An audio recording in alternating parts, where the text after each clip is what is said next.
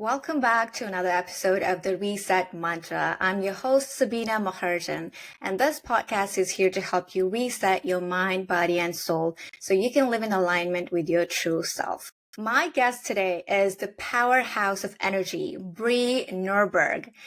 She is the founder of Powered by Women, a nonprofit networking community based in Sacramento for local women business owners, creative entrepreneurs, and ambitious leaders. Their mission is to create a space where women can build genuine connections, grow their network, and have fun while doing it. Bree is also a business mentor helping online coaches grow their online presence and build businesses that align with their values and mission. She believes that entrepreneurship is the catalyst for massive internal growth and unlocks new levels of freedom and earning potential. So without further ado, please join me in welcoming Bree Norberg. Bree, a very warm welcome to my show. I'm so happy you're here. Oh, I'm so honored to be here. I cannot wait for this conversation. Thank you for the opportunity. The pleasure is absolutely mine. So there's a lot that I want to ask you. There's so much to learn from you. Like I was telling you off the camera, I'm a huge fan of yours and everything that you do. So to kick things off, I see you as someone with an incredibly strong sense of self and a deep belief in your own ability. Talk to me about, have you always been this way, or was there a pivotal moment in your life when you had to sort of reset and reinvent yourself and unlock your potential? Talk to me about that process. Yeah, I love that. So I used to be massively insecure when I was growing up. Like my mom literally put me into counseling because I cared so deeply about what other people thought about me. From what I looked like, how I talked, I was always very outgoing and loud, and that would be something that I would get in trouble for frequently, made fun of for. And so I just grew up this really insecure kid. And in my early 20s, I had the entrepreneurial kind of DNA from when I was little. So that's when my business ownership journey began. And I remember, I can't remember what year it was. It might have been like 2011 or something. It was the summer. And I made a commitment to myself to start saying yes to anything that scared me. So like I have a massive fear of heights. So I decided to go skydiving. I have a fear of like tight spaces, a little claustrophobic, and I decided to go spelunking, which is cave exploration. I have a fear, still a little bit of a fear of public speaking, which is really common. And anytime anybody would ask me like, hey, can you speak for my event? I'm going to say yes.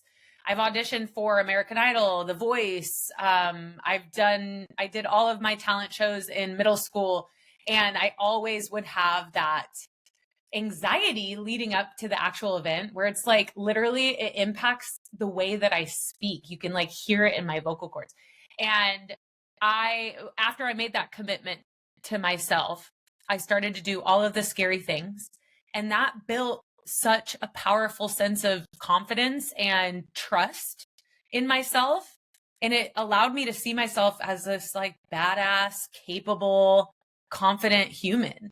So that's where it really stemmed from, was just deciding to follow the fear and say yes to opportunities that scared the shit out of me. And it's worked. And that's kind of like my mantra, and what I recommend to everyone in my audience, all of my clients, is like fear. And I say this, I didn't coin this term, but fear is a compass pointing you in the direction of your ultimate vision of your future. And I believe that so deeply. So instead of avoiding fear, I partner with fear. And it's been my driving force since I was in my early 20s. Wow, amazing. Hey, when you said you auditioned for American Idol, I didn't know that. We would love to hear you sing someday. I just did a story on it literally before. Really? Okay, this interview. I went on my stories and I did a little. You can go check it out there. I will definitely have to check that out after the show. Yes. And I love it. Thank you for sharing. I really loved it, especially when you said fear is a compass, because a lot of us, especially women, think of fear as something that we need to avoid. Something that if we have fear, it's an emotion. If we have fear, it's a bad thing. How do we overcome it? Avoid it, maybe suppress it, which is all easy to do. But how to overcome it is the big question. And when you said you partner with fear, tell me about, what do you mean by that? I would love to explore it because I'm fearful all the time. And I was telling you when we hit the record button, I'm kind of scared. But yeah, what do you mean by when you partner with fear, and how do you do that? Yeah. So fear is a primal tool, right? Mm. Fear would help us navigate difficult, challenging, life-threatening situations back in the day, right? And so before, it served a purpose in keeping us alive, but it doesn't serve that same purpose now in today's age. When we experience fear, our body contracts, our body tries to avoid and goes into that fight, flight, or freeze fawn response. And what we can do is kind of rewire the way we respond to fear, because now the things that make us afraid aren't going to kill us necessarily, unless, like, you're going to jump into shark infested waters. Don't do that. Don't follow the fear into an actual death trap. But typically the things that scare us today aren't going to threaten our life. Like, going up to a guy at the bar that you find attractive and asking him out, right? Or, asking your boss for a raise, or meeting a new friend, speaking on stage, getting interviewed for a podcast. Like, these things are really common when it comes to like igniting fear in people. And at the end of the day, these things aren't going to kill us. And when you're able to actually do the thing that you're afraid of, on the other side of that is this competency, this confidence, and this sense of self-trust and your ability to do hard things. So when I say I partner with fear, fear is my biggest growth asset. Fear is what will allow me to grow the most, expand the most, step into a new version of who I am. Because when it comes to expanding and growing and evolving, that only comes from stepping outside of your comfort zone. And that's scary. Like, our brain is designed to keep us safe. Our brain is designed to help us avoid situations where we are potentially at risk of isolation, risk of whatever our primal brains worry about. And that, if we actually listen to our primal brain, our reptilian brain of like, don't do that, it's too scary, it's too risky, nothing great will happen in our lives, right? There's no incredible benefit to staying in your comfort zone. So when I experience the physical sensation of fear, typically for me, that's like a knot in my throat, that's like my stomach drops, I know, like, ooh, this is going to challenge me. Ooh, this is going to force me to face this. And I know for a fact on the other side of this, regardless of what happens, I could totally bomb whatever it is that I'm doing. But the simple act of doing, even though, not even though or despite, it's like doing it because of this fear, you're going to have this deeper sense of trust in your ability to do the thing that scares you. So that's what I mean when I say I'm partner with it. I recognize the sensation in my body, and based on that, I know that I need to move in that direction, as long as my life is literally not at risk. I will say that is the disclaimer here. As long as a hyena is not chasing you or something. Yeah, exactly. Right? Yeah, I think that's a beautiful perspective of how you coined the term fear, and I love it. I agree with everything you said. It took me a while to learn about, all these low vibrational emotions like fear or anxiety, and I've always thought of fear as something my body or a sign telling me don't do it, but I was wrong. Yeah.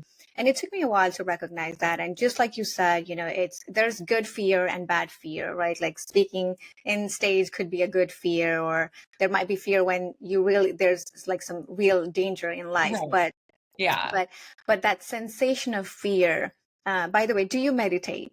It sounds like you do. I do. That's because you use the term sensation, right? Like when you meditate, you kind of go through all those moments when you feel the sensations and those emotions just passes by, and fear is one of them. So Mhm. I've started to do that as well. When I feel fear or any other low vibrational emotions, I kind of sit with those emotions and accept them, and Mhm. try to acknowledge what it's trying to tell me, and just feel it.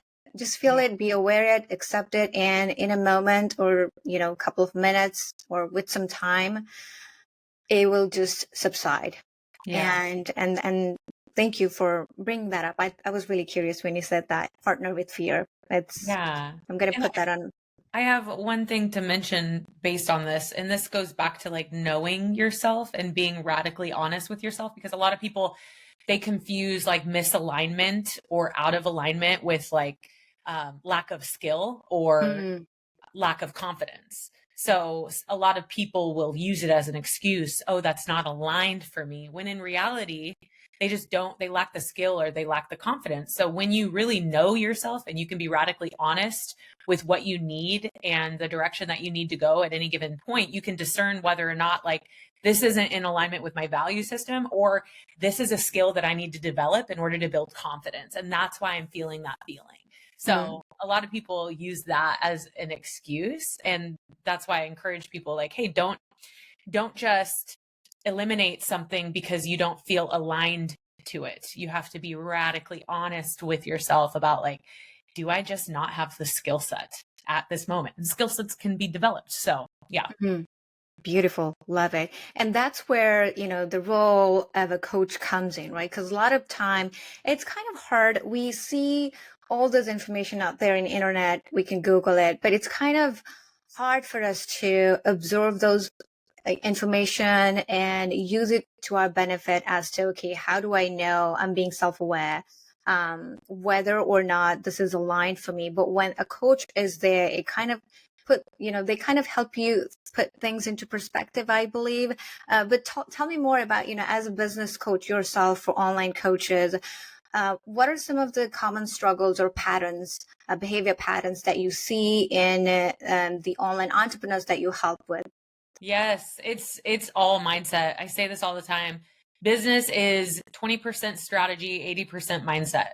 Mm, Our fears, self-doubt, insecurities, imposter syndrome, perfectionism, all of these self-sabotaging patterns are going to be the barrier ultimately for your future success. And until you are able to face that and be radically honest with yourself again, those things are going to haunt you. I say business ownership, and, again, I did not coin this phrase, but business ownership is the best personal development vehicle of your entire life if you allow it to be.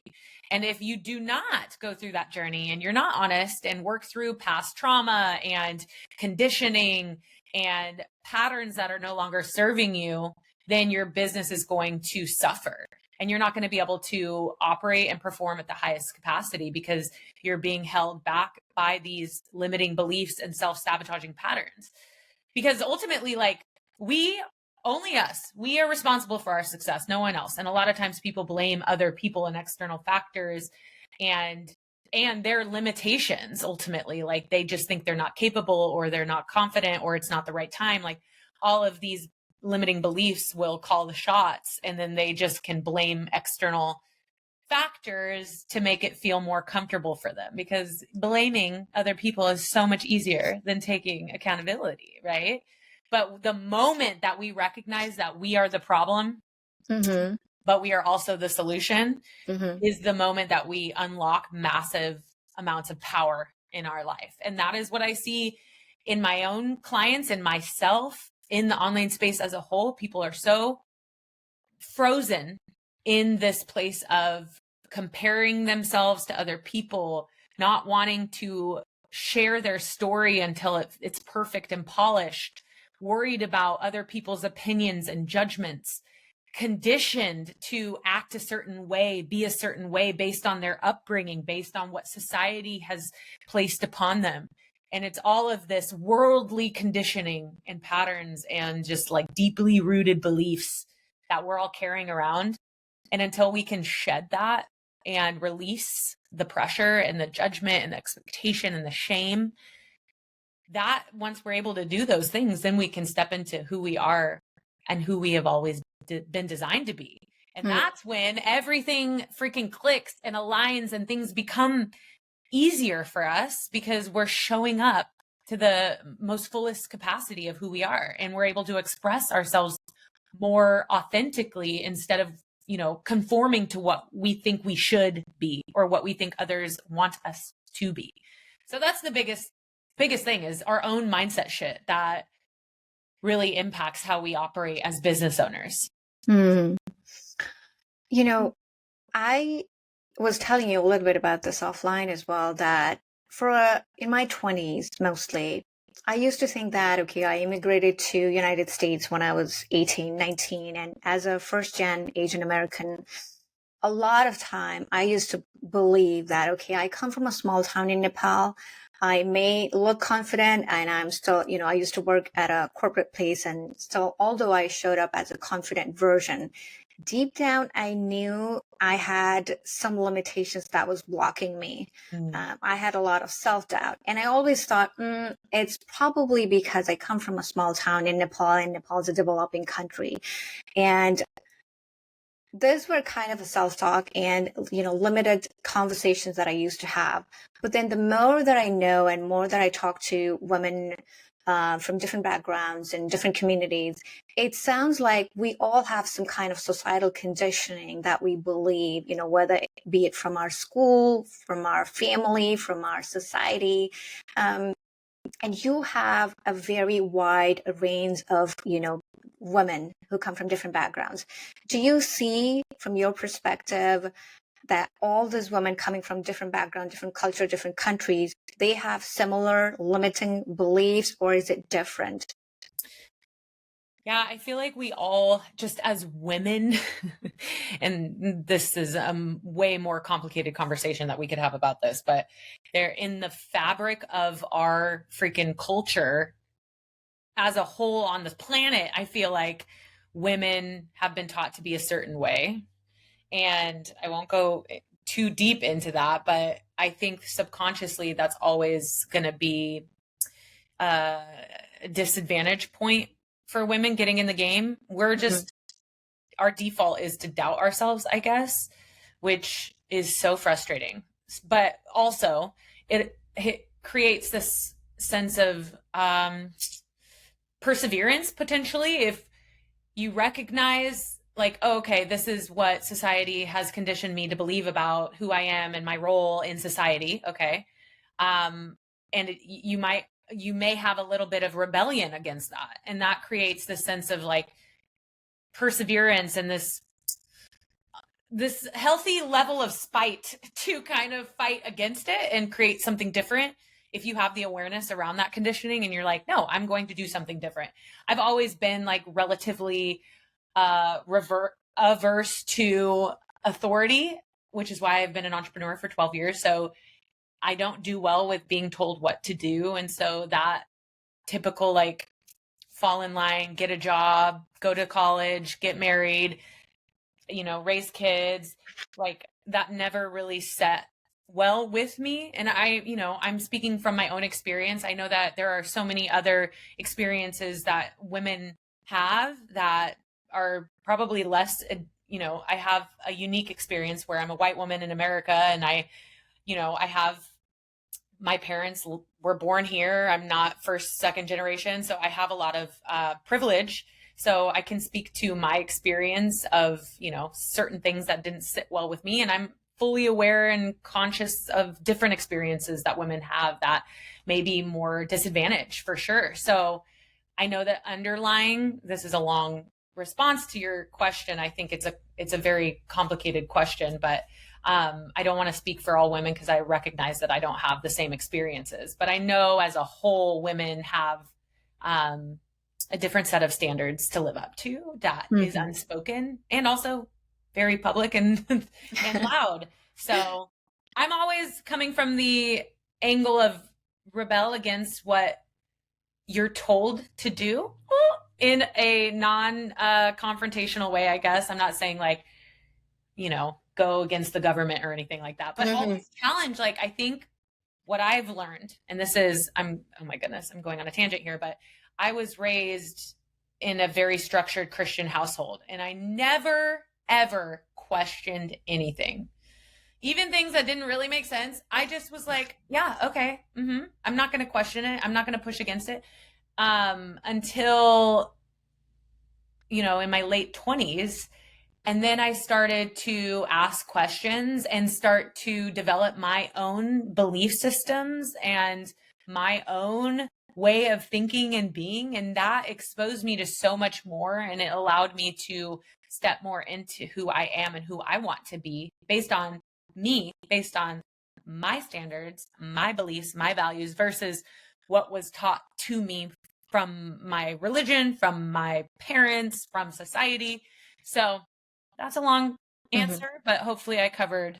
No, absolutely. This might be a great segue to kind of move to, as I was talking to you offline, when I first discovered you in social media, I came across this specific post of yours where you were very authentic and vulnerable and talked about how this societal stereotype of being unmarried and child-free in 30s. And I was telling you this when I first met you and came to one of your events scheduled by or hosted by Power of Women. And I really appreciated the fact that you had the braveness to, speak those facts out, which a lot of women in 30s, I think, go through, but are not able to voice. So this post that I'm referring to, I've personally experienced, after being single at 33, I've never thought about life in a different perspective where women in 30s, if they're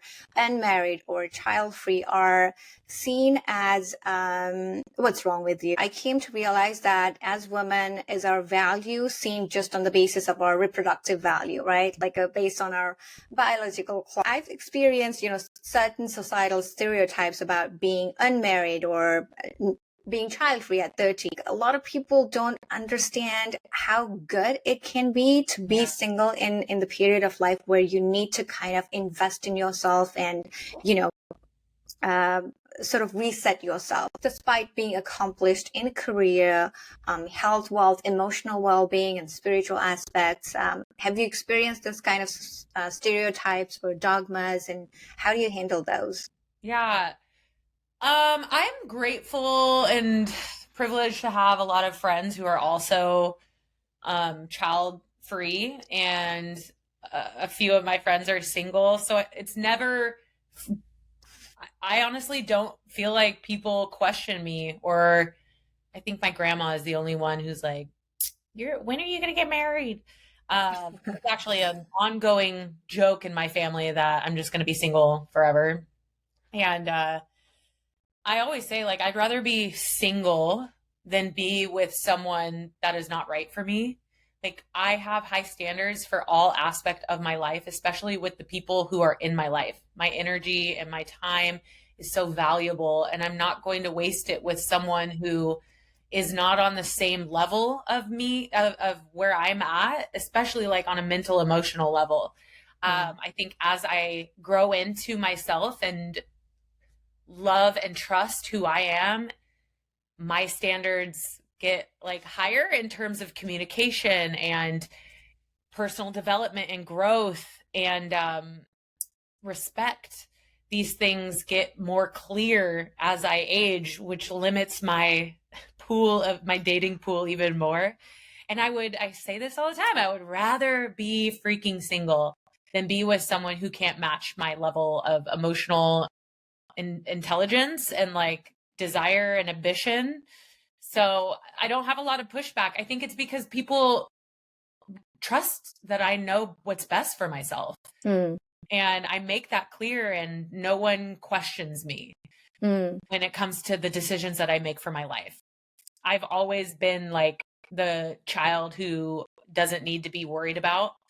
I'm a middle child. It's middle child syndrome. It's a real thing. But that middle child syndrome creates what we call hyper independence, which is also a protective mechanism, which I've become aware of in my dating life, that has been more, it can be a downfall in my relationships because I'm very self-sufficient and stubborn in certain aspects. So yeah, I don't think I have a lot of pushback. I think it's maybe what I see in maybe social media. But I also see a beautiful wave of the opposite direction of like, challenging. I think I'm in this bubble in the online space of this personal growth and acceptance, and it's beautiful. So I see a lot of things that support choosing a route that's not typical, and to trust yourself and your decisions and go in the direction that aligns most with what you know is best for yourself, and to be unapologetic about that. So I live in this space of just like blissful and like acceptance and non-judgment, and it's lovely. No, that's amazing. Thank you. I think I love to hear when people in 30s talk more about self-acceptance and personal growth, right? Personal growth, a lot of time investing in themselves and living in alignment with themselves, pursuing their passion and unlocking their potential.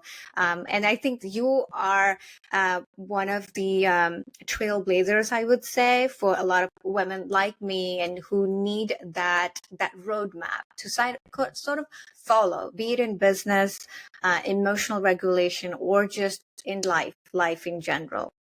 I appreciate that. Thank you. That's an honor to hear, honestly. I'm pretty sure there are many who have told you this before, but yeah, thank you for trailblazer. I don't think. No, I love that. Okay.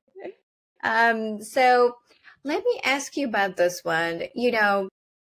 Through your community, Powered by Women, and your coaching program, I know you've helped, probably thousands of online coaches, and you've made a significant impact in the community as a community builder and leader. In this process, right, what have you learned about yourself of becoming an entrepreneur and a business coach? Oh man, what have I learned? Well, I've been an entrepreneur for 12 years, so it's been a long journey. I think the biggest turning point for me was when I learned that I had poor work ethic. I remember probably 3 or 4 years ago, I read this book called Grit by Angela Duckhorn. And it was a very sobering moment for me to realize that I did not have grit. I was not, in fact, a gritty person. And that harsh truth slapped me in the face. And I was like, okay, well, if I want to be $1 million CEO, I have to be more gritty. And so I started changing my habits and behavior. I started taking radical responsibility for my lack of progress, lack of success, and started just switching things around. And I analyzed how I showed up in my life, how did I leave laundry in the freaking dryer for days? Did I leave dishes in the sink? Did I wake up early?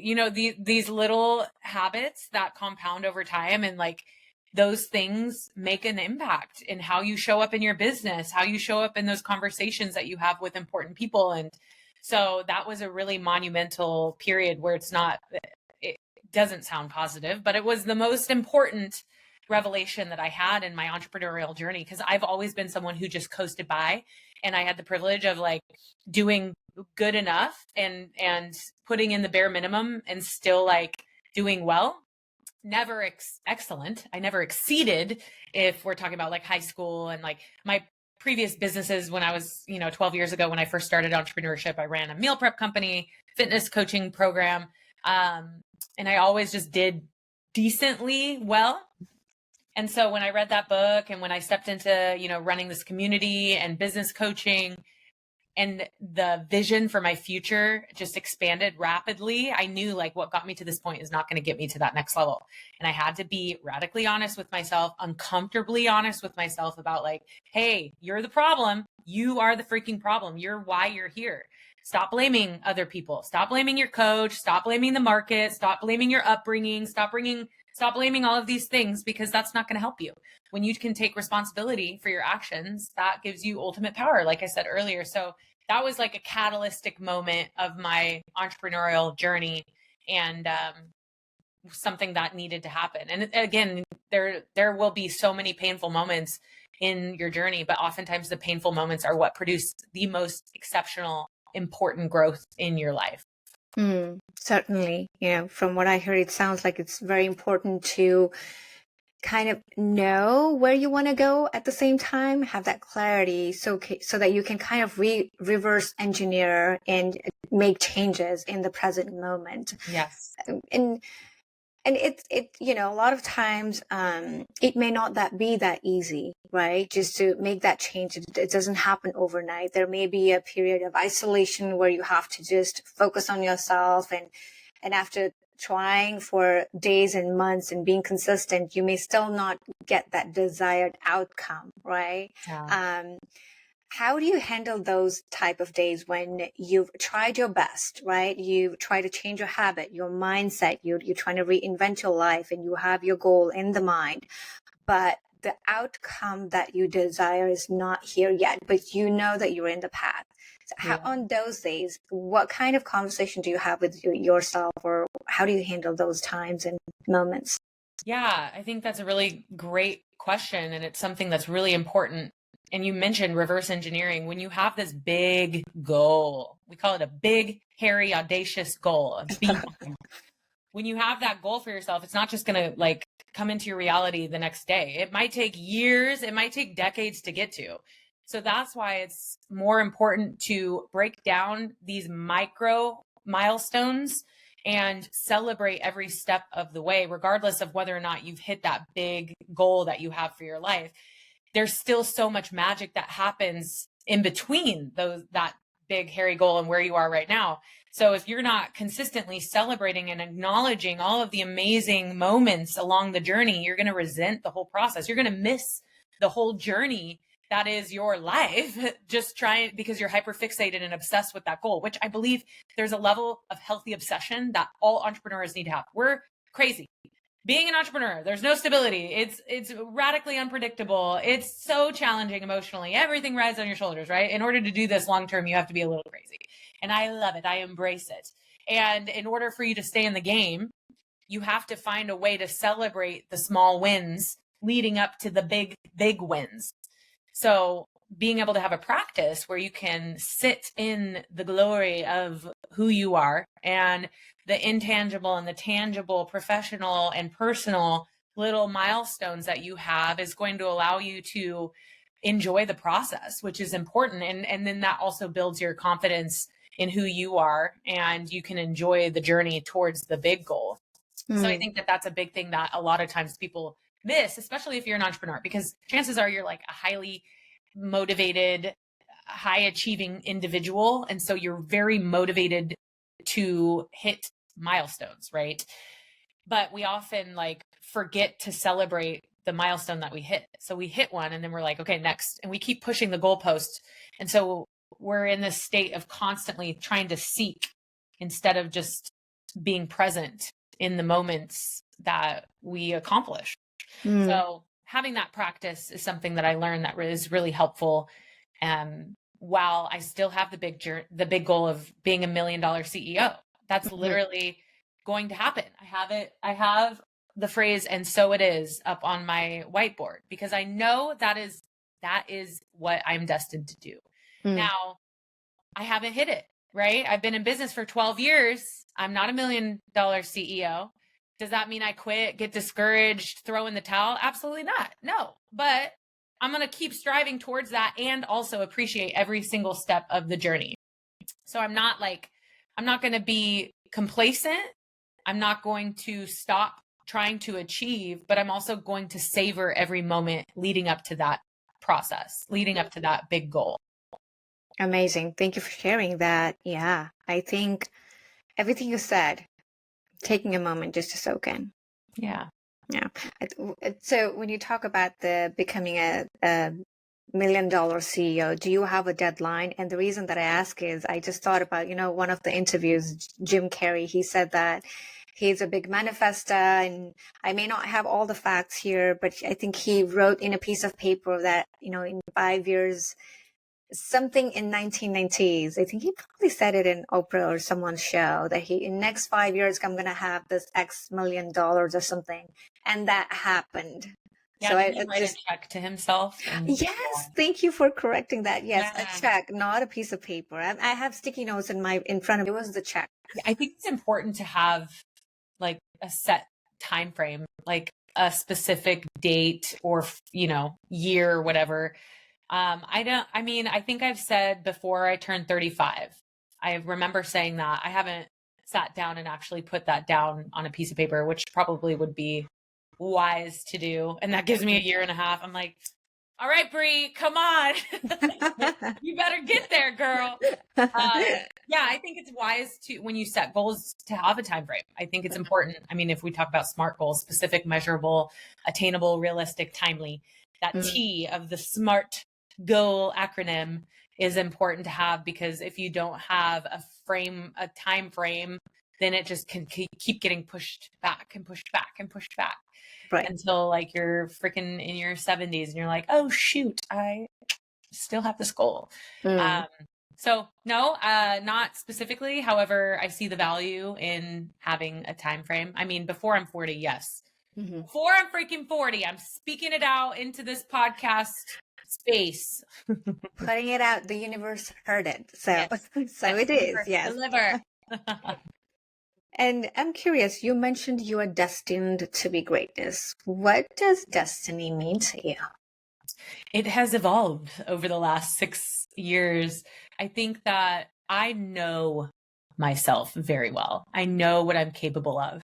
I know that I have a certain set of skills and talents and personality that is capable of creating amazing things. And I know don't want to be arrogant, but I have this confidence and conviction in myself. I have this trust and knowing, this deep internal knowing. And I guess you would call that intuition.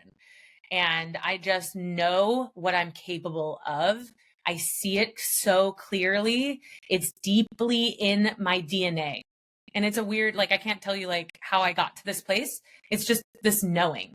And I won't be fully satisfied until I fully embrace and tap into what I know I'm capable of. So maybe that's destiny. Maybe that's fate.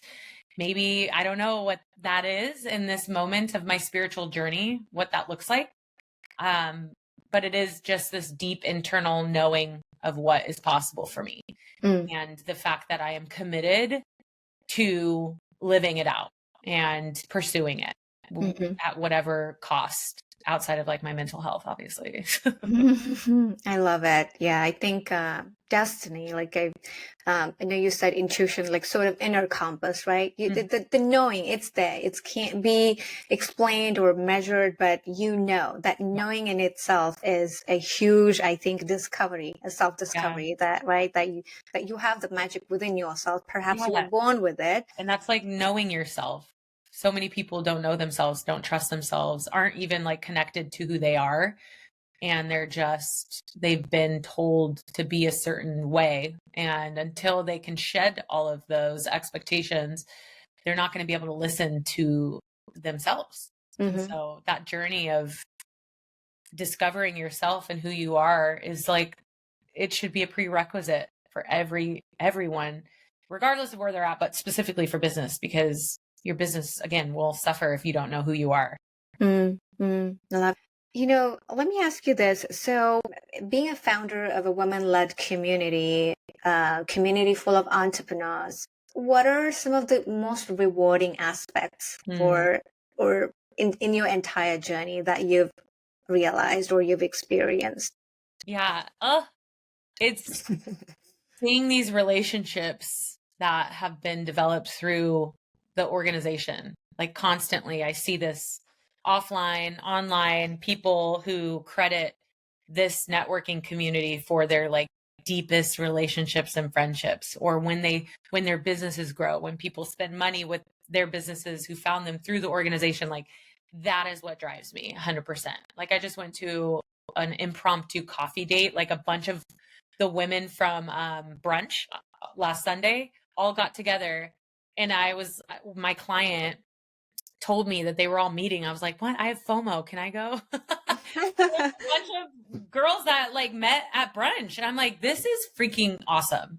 Just, I've been able to create that space where people can come together and like build genuine relationships outside of just like exchanging business cards and like trying to see what they can get from other people. It's like people come together through Women of SAC, through Powered by Women, to seek genuine connections with each other. And that's the difference that I see from our networking community to other ones in this area. It's like we care deeply about each other.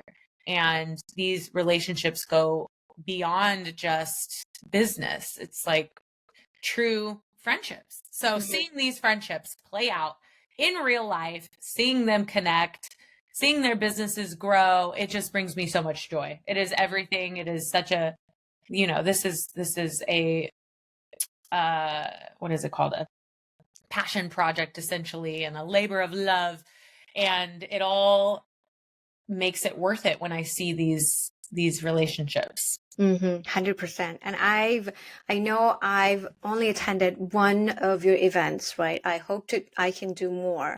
The reason that I searched literally was I was new to the town. I, recently had relocated to Roseville from Bay Area, and I was in search of a community who were like-minded. And I was genuinely looking to develop meaningful connections instead of just hanging out and going out. And I don't know how you make friends in 30s. Maybe that's the best way to put it.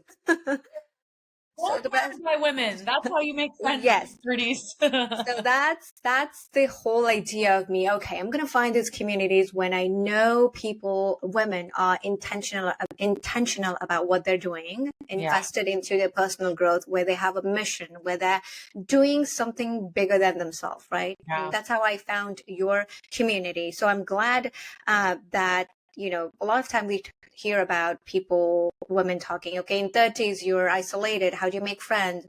This is how you make friends. You join community, whether I know you've mentioned this, that, you can be an entrepreneur, you can be an aspiring entrepreneur, you can be someone who's just looking to network, and you can join this community to feel empowered. And really, I've seen how women through that event supporting each other and following each other on Instagram and, exchanging business cards. And thank you so much for creating such a beautiful community where we can really trust that we can create some meaningful connections out of all the events that you do. So thank you for that. I appreciate you saying that. Thank you. Yeah. So Bree, if there's one thing that you would like to people take away out of this conversation, what would that be? I think it's my mantra of do it scared. Do the thing that you've been putting off because you're afraid, because you're worried about what other people will say. Life is too short. You don't want to end up at the end of your life on your deathbed regretting the things that you didn't do because you let fear stop you. And that's like the biggest regret of people who are dying, that they allowed judgment and fear stop them from creating something magical in their life. I think everyone has a purpose in some capacity, and they all have their unique set of skills and experiences and magic inside of them to create something more meaningful. Like, you don't want to just pay bills and die. Life is way more precious and amazing and expansive than just to do the same shit over and over and over again. Like, there's so much more available to you, and it's up to you to discover that and use that fear as a compass and follow it. Allow it to be your guiding star through your life to figure out like what needs to be uncovered, exposed. What do I need to grow inside of myself so that I can become the highest evolved version of what I'm capable of? And that's the journey of life. And it'll help you, especially if you're in the entrepreneurial space as well. Beautiful. Love it. Well, thank you so much, Bree. It's been such a great joy to chat with you. And I really appreciate you spending time with me. Yes, the feeling is so mutual. I appreciate the conversation, and thank you for this opportunity. No, I'm going to put all the links in the show notes below so people can find out more about what Bree does, and make sure you go check out because there's really more to this. And I'm so grateful to all of you listening. And if you're new here, please make sure you subscribe so you don't miss an episode. If you enjoyed today's conversation with phenomenal Bree, please leave me a review. I absolutely love reading that, and it helps other people join our little community, which is always a good thing. I'm Sabina Maharjan, and thank you so much for tuning into the Reset Mantra.